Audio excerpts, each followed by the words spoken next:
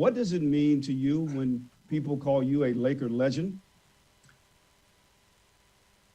Well, to me, it's about being part of an organization, and if in fact they want to use that term, I'm flattered by it. But when you go back, Jim, in the history, in the annals of the Lakers, the first great leader or legend was John Cunliffe. He won 5 championships with Minneapolis. Back in the 50s.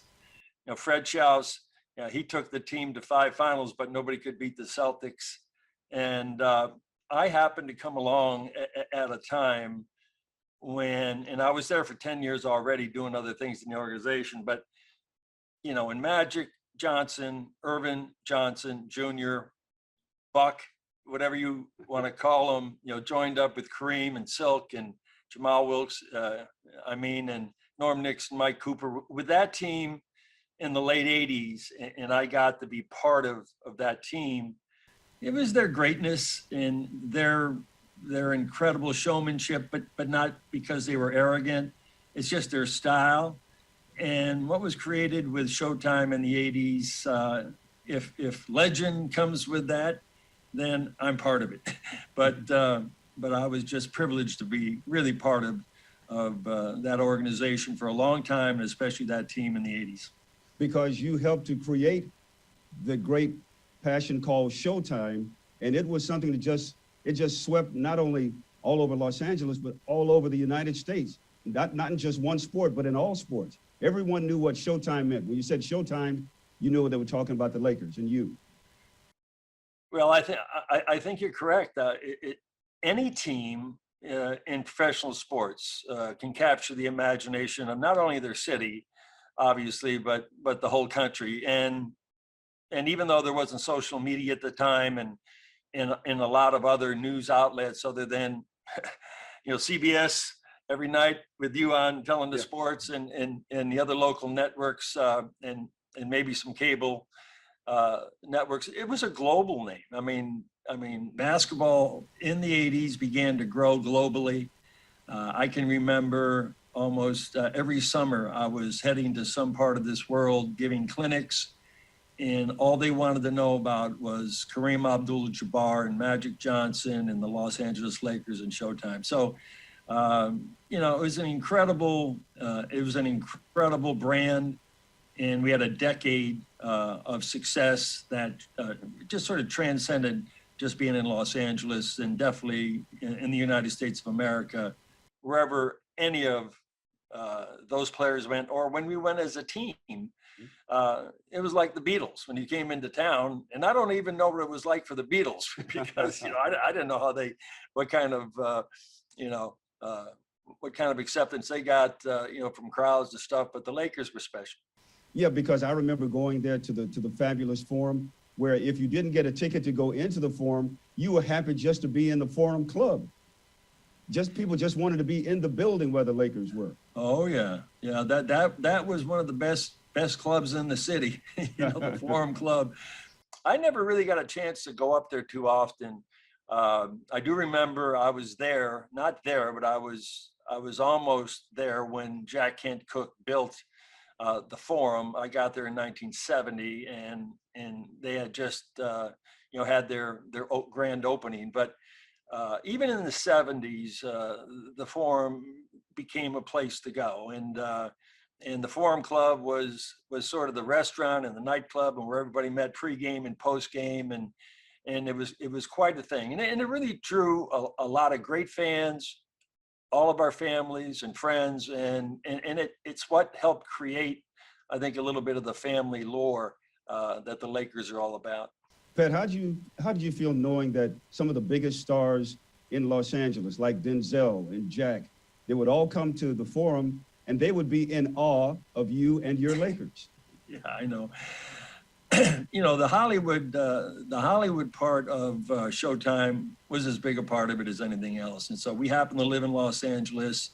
We had some of the greatest talent in the history of the game. Really real GOAT-like talent in Kareem and Magic, and a lot of other players who were great also. And I remember in the late 60s when, Doris Day or Robert Mitchum or Gregory Peck or, or Kirk Douglas or somebody else, they were in the front row. And so now it was Jack Nicholson or Michael Douglas and or Francis Ford Coppola or so many others that would come. So it was an instant marriage, Showtime with Hollywood. But those Hollywood stars who came, they were sincere. They were rabid fans. If they had to sit in the 10th row, I think they would. But, we're selling Showtime. We had them right down there in front, and I think that's what Jerry Buss wanted. And I didn't want to annoy them. I used to come out like a minute and a half before the game, and I always got the feeling that as much as I got the reputation of being this dresser and I looked the Showtime part and everything, they wanted me to coach. They wanted me to help the team win. They didn't want me to come out there and be a pretty boy. And I never felt that. So when I went out on the court, I wasn't always kibitzing with those stars in the front row. They may try to kibitz with me, but I respected them, and I wanted to make sure I was doing my job, with the team and getting wins and making everybody happy. Boy, and did you ever? And of course, with that reputation that you had of the slick suits and the style and everything, a lot of teams kind of figured, oh, well, they're from Hollywood, they're kind of soft. But I kind of think, Pat Riley, that was a plan by you because you knew how tough your team was. Let them think that we're soft. Let them think that. And then when they get on the floor, we'll beat their brains out. Well, I think we could play any style. From my background, my dad, always dressed well as he could back in the 50s, 40s, and 50s. And he made sure his kids always went to school and we were as groomed as well as we could be.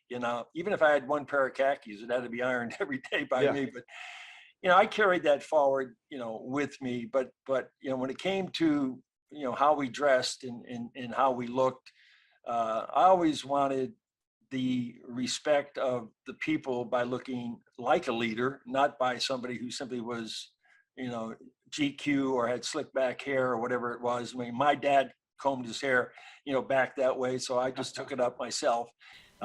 So I was a product a little bit of my education, my experiences and the environment I grew up with. But you're absolutely right, Jim. I mean, the perception and optics of the Lakers and Showtime in the 80s is that we were Hollywood. We were soft. We didn't have much backbone or spine. You know what? I think we proved that over the 10 years with 7 trips to the finals in 9 years and winning 5 championships during that time, that we could play any style of ball.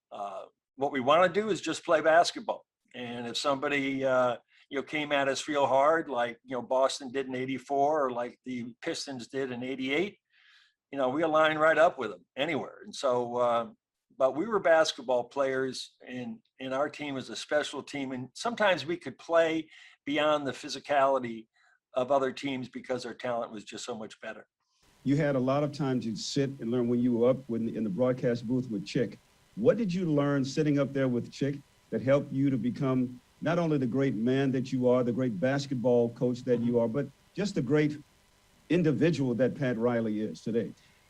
Jim, he was a father-like figure to me. I lost my father when I was 25 years old. As a matter of fact, my first year in LA in 1970, my father passed away.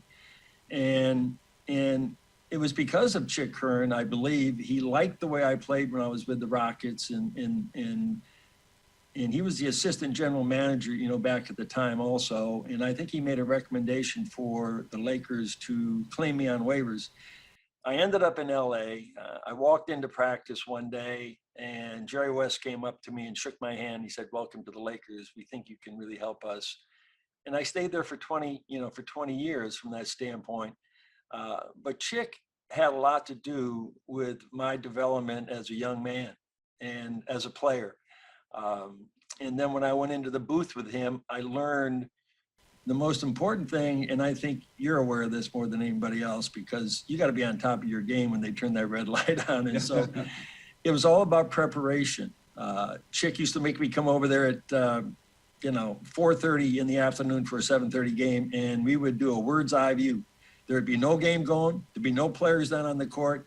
And he said he'd start calling the game. And in his imagination, he would call the game. Then he would ask me to comment. And then he'd come up with statistics and ask me to come up with statistics. And so his preparation in his discipline really helped me when I became a coach. And I never forgot that. Never forgot that. And of course, when you think about it, one of your objectives when you took over as coach was not only just to win and win championships, but to beat the Celtics. Well, we inherited that one, Jim. I was raised in Schenectady, New York, and, back in the 60s, when the Celtics were winning 11 championships in 13 years, if there ever was a basketball game on television, it might have been on a Sunday afternoon. And if it was a game, it was the Celtics, because they won all those championships. And, being back in the Northeast and them being from Boston, I would definitely was a big time Celtic fan, back then. Even was hoping that I got drafted by them out of Kentucky in 1967. Ended up in San Diego. And then once I got with the Lakers, forget it. The word, even though I'm Irish and I use the shamrock, as a little emoji when I throw it out to people, is good luck. I don't believe in those leprechauns on those hoops, back in Boston, but I was like anybody else that was part of the Laker organization, because of all those defeats back in the 60s. It was left to us in the 80s to finally get that albatross off our back. And it took to 1985 to get it. And that was about as fierce a rivalry, as competitive a rivalry, as respectful and disrespectful rivalry as I've ever been part of. And I think a lot of it came down to, we knew how good they were. They knew how good we were. Didn't make any difference who insulted whoever won ended up with the last talk, and you had to live with that trash talk all summer. And I remember, you talk about respect. I remember when you beat the Celtics at the Fabulous Forum. You and I are in the Laker locker room doing an interview, and of all people to come in, K.C. Jones came into your locker room to congratulate you. I'll never forget that. God bless his soul. He was one of the greatest people that I had ever met. He was a hell of a coach for them. He was obviously a great champion for them in the 60s. But as a man, you never met anybody who had more integrity. I knew KC because he became an assistant coach with Bill Sharman, back in 71, 72. And this was a difficult time for Jerry West and Elgin Baylor when Jack Kent Cook went and hired Bill Sharman, former Celtic, and K.C. Jones as his assistant. I remember Jerry one time saying to me that summer, he said, I don't even know if I'm going to go to training camp with these guys. There's so much, intensity there. But Casey was a classy guy. And I remember in '84, when we lost to them in 7 games, back in Boston, that's probably one of the worst years of my life in coaching. And I remember, that time Bob Steiner, he was our PR guy, ran all of public relations, said, Pat, you got to get up at 4:30 a.m. tomorrow to do a show with K.C. Jones. And you got to show some class here. I guess they were having one of those morning programs back east. And I got up and went to a studio, and Casey was there. I wasn't feeling too good. He was feeling great, but I think back then coaches would show that kind of respect. And when Casey came in and embraced me and congratulated me, it was an honor, because I had nothing but respect for this guy. I played against him. I remember in San Diego, I was coached by him. I coached against him. All of those things. And he's just an honorable, respectful man, and definitely somebody that we're going to miss. I remember, I think it was after the 1987 victory over the Celtics, and we had this wonderful, terrific parade that ended up at the Forum. And how when the Lakers win, this whole city takes on a different aura. There's a different look. Things seem to be more clear when the Lakers win. Mm-hmm. You all remember that. Yes. Yeah, I remember you talking about the parade. Yes, And when I got up at the podium and said something. I know exactly what you said. You said, I'm grateful to be alive and living in Los Angeles, and I'm guaranteeing next year we're going to win it again. See, that's that your Chick Hearn preparation is right there. Yes, You sir. get that quote right.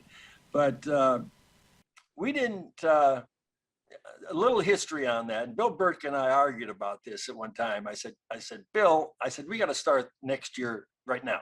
He says, Pat, give them time, let them celebrate, let them have a whole summer. I mean, we've been at this, in the finals for 5, 6, 7 years. And so in 87, when we won the championship, I realized in 72, when we won it, we couldn't repeat. In 80, when we won it, we didn't repeat. In 85, we won it, we didn't repeat. And so I said, that's 4 times. And so how are we going to repeat, and how are we going to be the first team in 20 years to win back-to-back championships? And so as soon as we won in 87, I knew what I was going to say. It wasn't some kind of amateur, which has been depicted by the media at time, some kind of ploy. I meant it. When people, set goals for themselves and they let people know what they are, it puts pressure on them to do it. If you set goals for yourself and you write them down on a piece of paper, you stick them in your top drawer, well, if you don't make it, nobody knows but you, Yeah. And you can't hide from your comments. So, I said, I guaranteed in a playful way that we're going to win back-to-back titles. Players didn't like it. They let me know about it. And once the players let me know they didn't like it, that's when I doubled and tripled down on it. Because now I knew, I sort of captured their attention about, okay, guys, you really want to be great? You want to win? You want to be, thought of as one of the great teams in the history of the game to win back-to-back titles? And hadn't been done for 20 years? Well, we're going to tell people what we're going to do, and we're going to go out there and do it. And so that was my motivation. And then they sort of got behind it because we got off to a great start the next year, and we won back-to-back titles. And so, I guaranteed that one. And when I stepped up to the microphone after we had won the second championship in a row, and Brent Musburger was about ready to put a microphone in my mouth to say, hey, well, coach, are you going to? Kareem stuck a towel in my mouth. Yeah. And he said, there ain't going to be any of that in my last year, Pat. So, there was a reason for it. I'm glad I did it. Maybe it had something to do with it, us winning, but I'd do it again if I had to. Is your jewelry box full, or is there space for 2 or 3 more championship rings? Jim, if you can win a ring in any sport, if you can win one, you have to be grateful. You really do. You have to. It doesn't happen often. It's the hardest thing that you'll ever do. I remember when Michael Jordan won his first title in '91 by beating the Lakers. I remember him saying it's the toughest thing that he had ever done. He had to sacrifice more than he ever sacrificed. He had to play harder. He had to go through getting beat up by the Pistons and the Celtics and all of those things. There's a rite of passage. And when you get there and win it, and you got a chance to win it, you got to win it, and then you got to be able to savor it. I was lucky. I mean, very lucky to be part of a culture in Los Angeles that was started by, management back in the 50s, 60s, and 70s. And the players will sort of, carry, this culture, as far as it can go, with their talent. And so the fact that I've been part of 9 championship teams, to me, not being a great player ever is just, it's like, I can't believe it. I'm just ecstatic by it. I have a picture with the 9 rings on my fingers, and it just means that I'd been around a lot of talent. I had something to do with it. Bill Burke had something to do with it. A lot of my assistant coaches did, the owners, everybody that's part of basketball operations and in all of these championships, especially the ones in LA. There were a lot of people who contributed. And I got room for 1 more or 2. Get one. Oh, yeah. Pat, is there a saying, a slogan, a theme by which you like to not only coach by, but live by? Well, I remember having a player ask me one time, what was the best piece of advice that you ever got. And I'll say this because I haven't lived up to it, but I'll say it because I give it thought all the time, is that you've got to be impeccable with your word.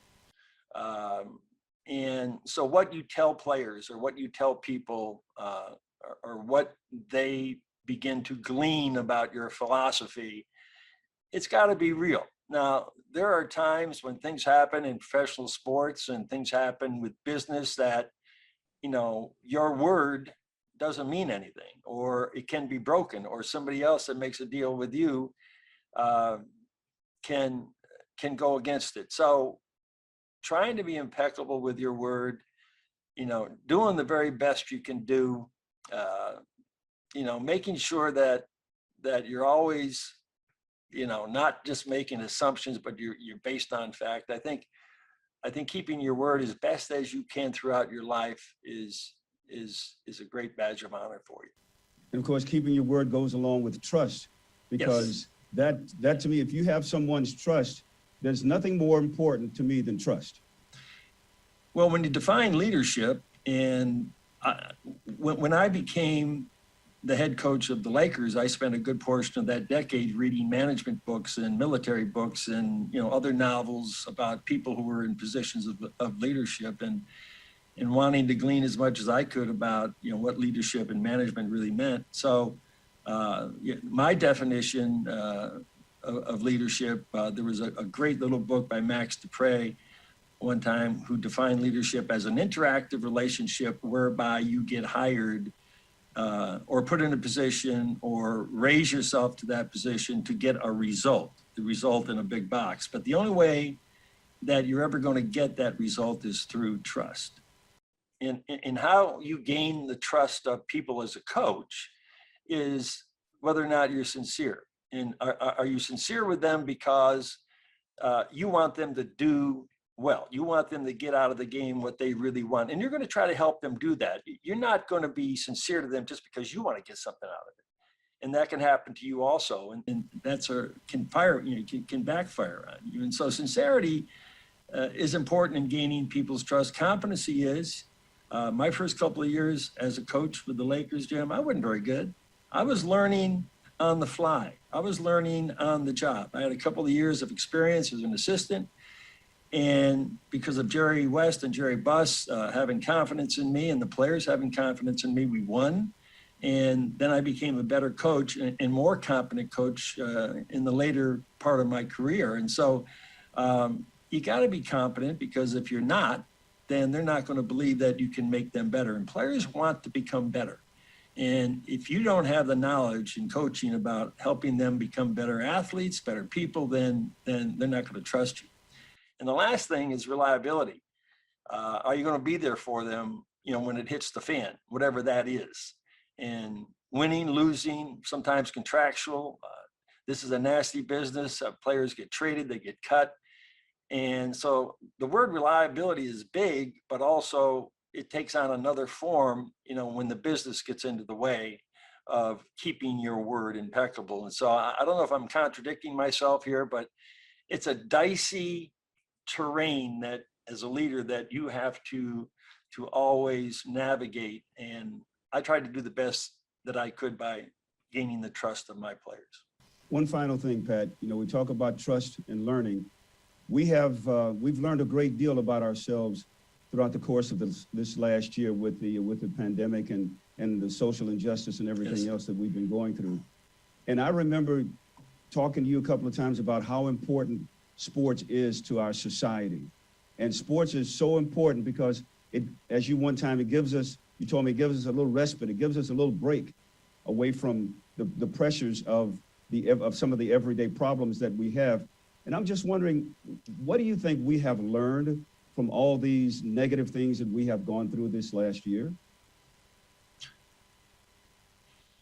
Man, that's something that you've got to unpack with about an hour dialogue somewhere. Because first of all, I think as far as the pandemic, goes, on March the 11th last year, the world got shut down. It wasn't just the Miami Heat or the Lakers or Los Angeles or Miami. I mean, the whole world got shut down. Every corner of the world was impacted somewhat by the pandemic. Some countries less than others, but it's been a very, very difficult year just from that standpoint, of being able to deal with it, being sort of sheltering in all the time, wearing the mask that you should wear, the social distancing, all the things that we've had to do. But I thought what has probably had the biggest impact on people, the pandemic, is that we didn't have a chance to be around each other. Our normal everyday interactions, even in the workplace, even in the job place. I mean, when we'd come over here, there'd be 3 or 4 people in the office, and I haven't seen any other people for a year. And we do Zoom calls and stuff like that. So you lost the personal interaction every single day. Obviously, the pandemic and the problems financially that has caused a lot of people. But it looks like we're coming out on the other side of this right now.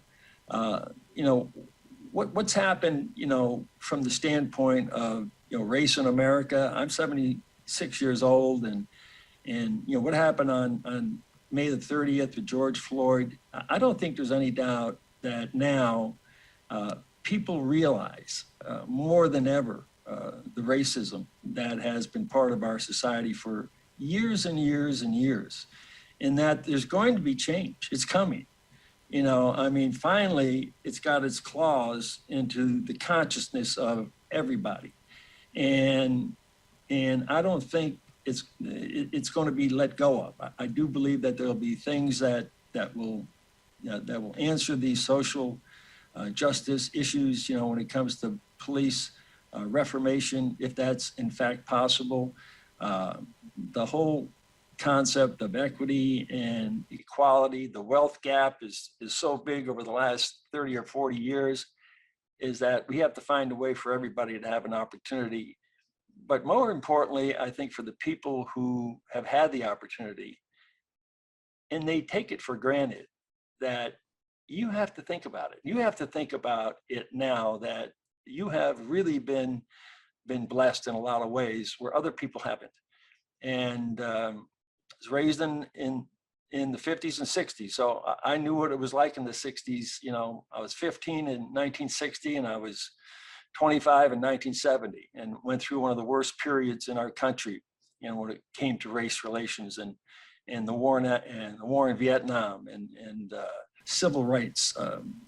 I played in a game in 1966. I'm actually proud that we lost.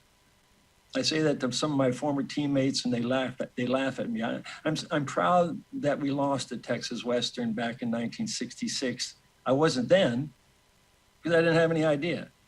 But today I realize that was the watershed game in college basketball that opened up the doors to integration.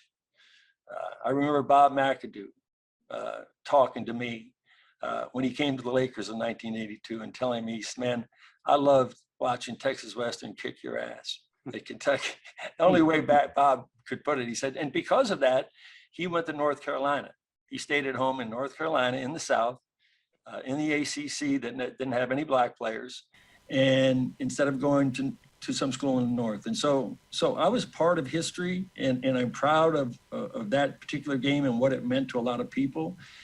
And I just think that as we go through this, that there's going to be change. It's coming. And I think it's going to be coming from the younger generation and everybody else who really cares about equality, true equality. And I'm seeing that happen in a lot of different ways that we don't see out there in the media, because the media is driving a different narrative.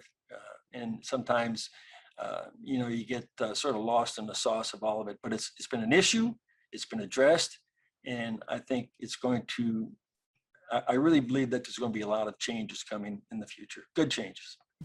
Pat, Coach, you're more than a Laker legend. You're a treasure. You're the likes of a Pat Riley shall never pass our way again. You think you help us to grow, to be better individuals, to be better players, just to be better people. And from a personal standpoint, I can't thank you enough for everything you've done for me. And a lot of times when I'm on the air and I say, keep the faith, Mm-hmm. I think of Pat Riley because I know you're keeping the faith all the time. All the time. And still listening to your music. Absolutely. Okay, Frankie Beverly, Freddie That's it. Jackson. Come on, let's go back. Jeffrey Osborne. Okay, Marvin Gaye in the national anthem. Okay, in 1983 at the All-Star game in LA. I mean, we have had some incredible moments together from a musical standpoint. So we share that too, Jim. I'm still a rhythm and blues guy all the way, and Motown. Yeah.